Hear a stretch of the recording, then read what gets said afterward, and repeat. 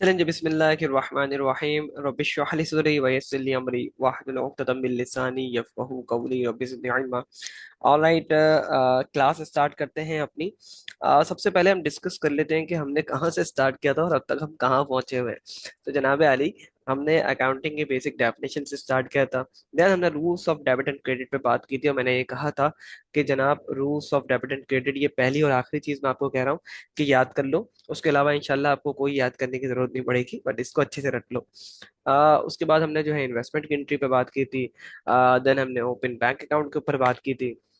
और हमने ये बात की थी कि देखो ये अभी हम इनिशियल फेज पे बिजनेस के, तो ये सारे काम बड़े जरूरी होते हैं। उसके बाद हमने लास्ट क्लास के अंदर परचेज ऑफ गुड्स की बात की थी। गुड्स मर्चेंडाइज इन्वेंट्री क्या होता है?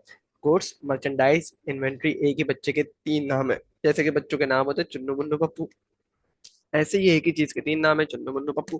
गुड्स मर्चेंडाइज इन्वेंट्री, ये हर बिजनेस की वो चीज है जनाब आली जो कि बिजनेस में बेचने के लिए रखी हुई हो। अब किसी भी बिजनेस के आप एग्जांपल ले लो, फॉर एग्जांपल मेडिकल स्टोर की एग्जांपल लोगे तो वहां पे दवाइयाँ जो है वो उसकी गुड्स हैं, वो उसकी मर्चेंडाइज है, वो इन्वेंट्री है।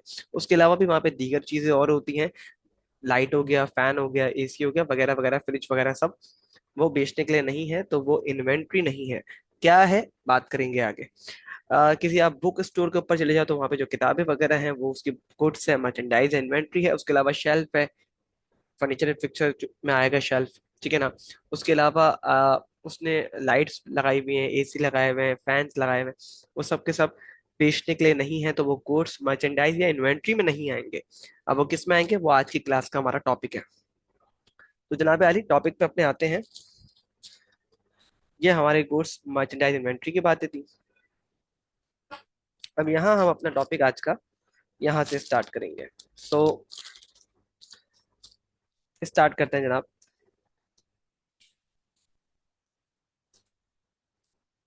Purchase of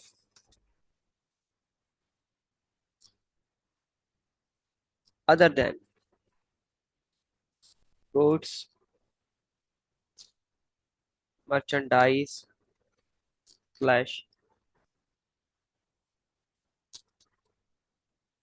inventories.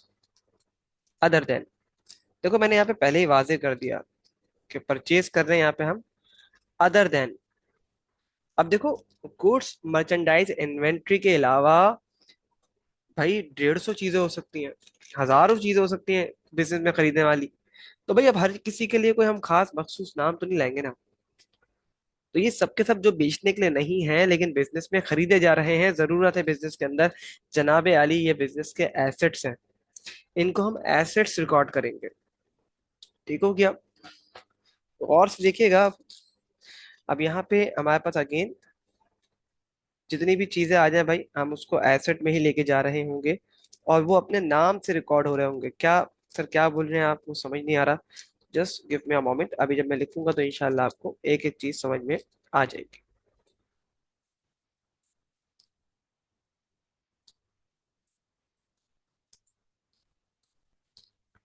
तो जनाब यहाँ पे हम नाम दे देते हैं इसको, लेट से सीरियल नंबर बोल दिया मैंने इसको। इसको मैंने पर्टिकुलर्स या डिस्क्रिप्शन बोल दिया। इसको मैंने पी आर बोल दिया। इसको मैंने डेबिट बोल दिया। इसको मैंने क्रेडिट बोल दिया।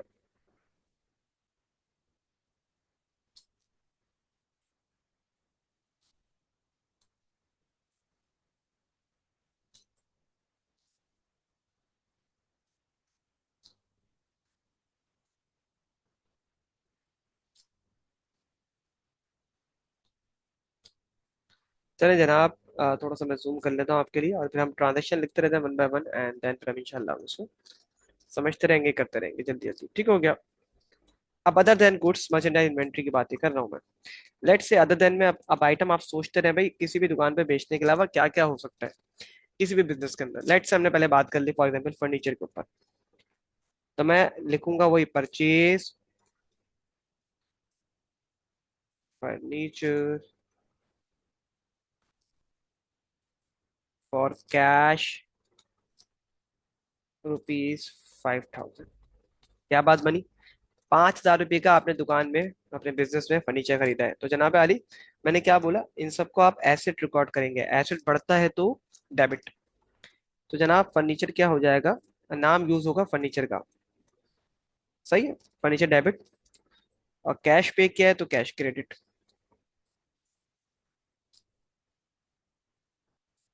देखो मैं आपको वापस से यहाँ पे लेके चलता हूँ टाइटल्स ऑफ अकाउंट के ऊपर।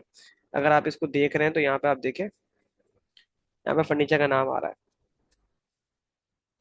मतलब ये सिर्फ आपको इसलिए बनाए गए हैं, आपको सिर्फ इसलिए दिए गए हैं कि आपको ये नाम वगैरह जो है ना थोड़ा सा याद होना शुरू हो जाए, थोड़ा सा आपके जहनों में नजरों में बैठना शुरू हो जाए कि यार ये एसेट्स के अंदर नाम आ रहे हो। देखो आप एंट्री के अंदर ना ये बात समझ लो, ये बात याद रखो, एंट्री के अंदर ना आप ये वाले नाम यूज नहीं करेंगे, asset, expense, liability, revenue, capital. आप एंट्रीज के अंदर ये नाम इस्तेमाल नहीं करेंगे। एंट्रीज के अंदर आपके ये वाले नाम आएंगे जो नीचे आ रहे हैं नाम। सही है ना, ये नाम आएंगे एंट्रीज के अंदर, एंट्रीज के अंदर यहां से नाम आएंगे भाई। मतलब नीचे से नाम आएंगे, ऊपर वालों के नाम नहीं आएंगे। ये समझे थोड़ा सा इसको। ये लोग हेड्स हैं, ये घर हैं, और ये इनके बच्चे हैं, ये इनके बच्चे हैं, नीचे जो आ रहे हैं ना नाम। तो एंट्रीज के अंदर इनका नाम आएगा। लेकिन हाँ, इनको बढ़ने पे डेबिट करना है कि क्रेडिट करना है, ये इसका तायुन ये ऊपर वाले करेंगे कि ये किस घर से बिलोंग करता है, इसका ताल्लुक किस घर से है। मैं अपनी बात को रिपीट कर रहा हूं, देखो डेबिट एंड क्रेडिट के अंदर जो नाम आएंगे वो यहां से नाम आएंगे। सही हो गया। लेकिन भाई अब ये तो हमने मान लिया कि कैश बढ़ रहा है, ये तो हमने मान लिया कि सैलरीज बढ़ रही है, ये तो हमने मान लिया कि पेबल बढ़ रहा है। तो इनका बढ़ना और कम होना, मतलब इनका डेबिट करना है कि क्रेडिट करना है, उसका ताल्लुक इनके इस घर से है।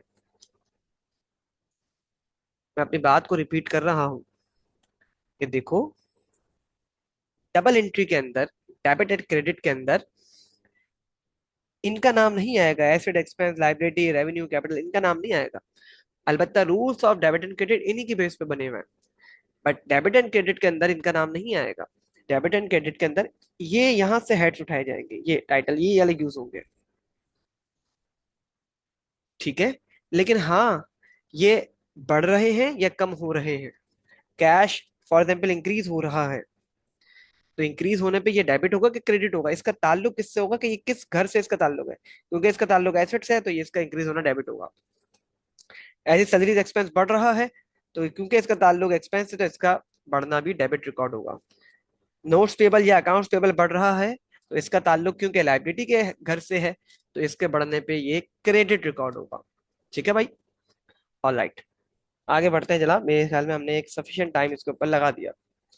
कुछ और एंट्रीज के ऊपर बात कर लेते हैं, और बिजनेस के अंदर क्या क्या चीजें डाली जा रही होती हैं, और मैं इसको आज समराइज भी कर दूंगा, कोई टेंशन लेने की बात नहीं है। ऑल राइट जनाब अली, परचेज ऑफ बिल्डिंग। अब देखो यहाँ पे गुड्स नहीं लिखा हुआ आ रहा, यहाँ मर्चेंडाइज नहीं लिखा हुआ आ रहा, यहाँ इन्वेंट्री नहीं लिखा हुआ आ रहा। रुपीज लेट से 1 लाख रुपए की आपने बिल्डिंग खरीदी है, तो क्योंकि गुड्स मर्चेंडाइज इन्वेंट्री नहीं लिखा हुआ, उसके अलावा कुछ आपने परचेज किया है। आप इसको ऐसे भी पढ़ सकते हो, ऐसे भी रीड कर सकते हो समझने के लिए। तो आप बोलोगे बिल्डिंग डेबिट और कैश क्रेडिट 1 लाख रुपए।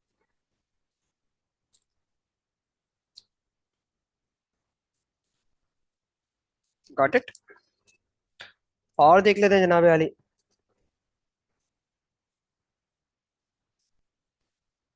Land about for rupees 5 lakh रुपए की आपने जमीन का कोई हिस्सा ले लिया है भाई। तो जनाब इसको रिकॉर्ड कैसे करेंगे? Land debit, cash credit, let's say 5 lakh.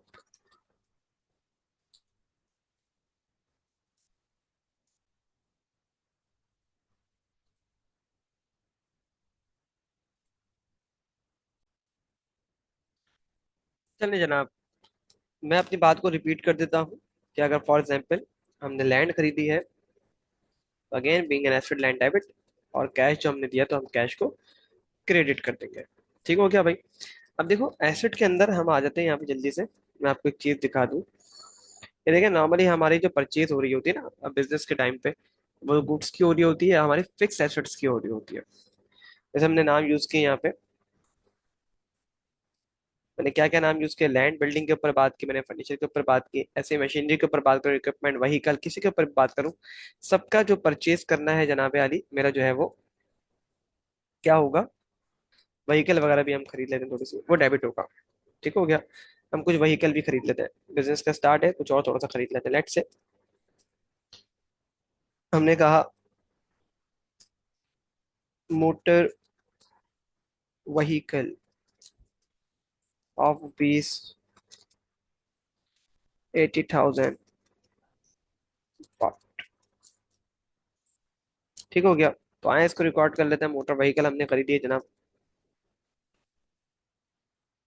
Motor vehicle में डेबिट कर लूंगा, एसेट है एसेट का बढ़ना डेबिट,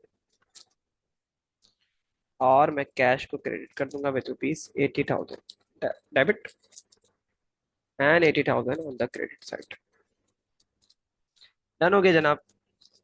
अब गौर से देखें एक बात को, मैं यहाँ पे थोड़ा सा नीचे आके, बल्कि यहाँ पे मैं अगर आ जाता हूँ, बल्कि मैं एक नया एरिया खोल लेता हूँ आपके लिए। एक नया एरिया हम खोलते हैं and उसको फिर जो है ना यहाँ पे समरी बनाते हैं यहाँ पे। ठीक है, समरी बनाएंगे तो इंशाल्लाह हमें चीज़ें बहुत अच्छे से क्लियर होंगी और हमारे लिए बहुत अच्छा रिवीजन का मवाद हमारे पास जमा हो जाएगा। समरी।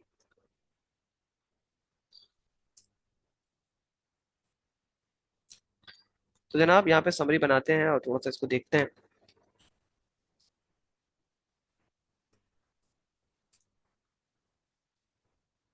देखिए सबसे पहले हमने बात की किस चीज़ की, सबसे पहले हमने बात की थी इन्वेस्टमेंट की।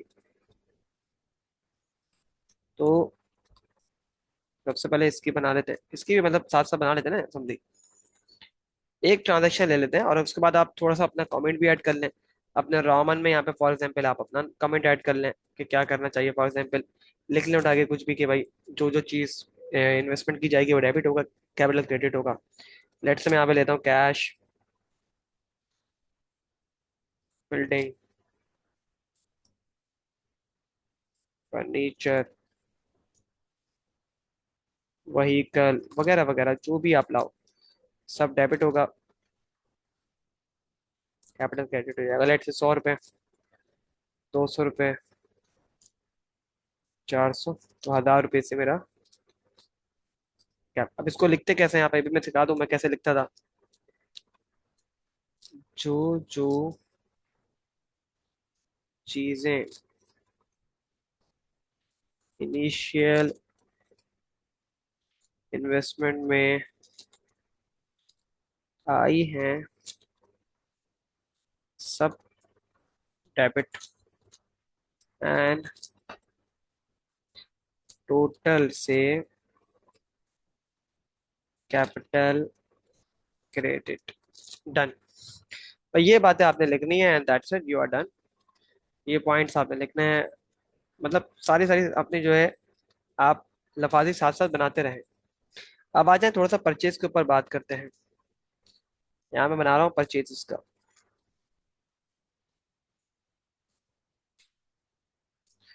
जनाब अली गौर से देखिएगा, फॉर गुड्स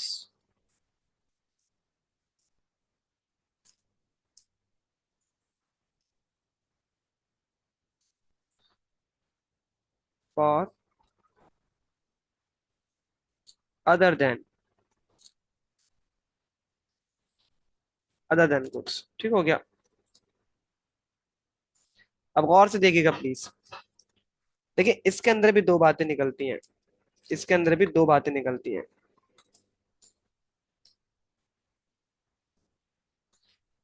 पहली बात कैश पे हो, दूसरी बात क्रेडिट पे हो। ठीक है। अभी हमने कैश का पढ़ा है तो हम कैश की एंट्री अपने पास बना के रख लेंगे कि भाई परचेजेस में डेबिट रिकॉर्ड कर लूंगा, लेट से 100 रुपये, और कैश में क्रेडिट रिकॉर्ड कर लूंगा 100। डन हो गया भाई। मैंने यहाँ पे इसको लॉक भी कर दिया, छोटा सा डब्बा बना के मैंने इसको लॉक कर दिया। डन हो गया। क्रेडिट की जब हम पढ़ेंगे नेक्स्ट क्लास में तो हम तब यहाँ पे फिल कर लेंगे इसको। अच्छा, यहाँ पे आइएगा प्लीज। Other than,